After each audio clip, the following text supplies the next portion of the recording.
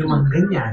Nung nabuo kayo, syempre meron kayong mga naiispatan ng mga kadet-det. Di ba? Yung parang, ang cute to. Yung hindi ko sinasabi ko sinihiya kapag meron na kumitan ka, tapos nabibitan mo na ikukwento mo sa kaibigan mo, sa pag-uwi nyo. Ikaw muna, Jerome, dun sa batch nyo, meron kang naispatan. Sinong pinaka-crush mo dun sa batch nyo?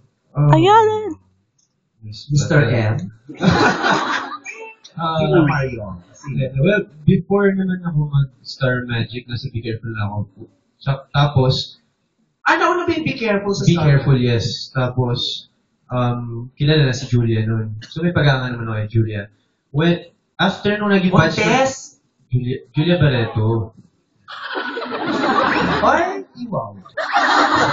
Anyway, so, ayun nga, nung pumasok naman ako sa Star Magic Batch 2013, nakilala ko naman sila. Hanggang sa, sinabi ko, isa si Jingle.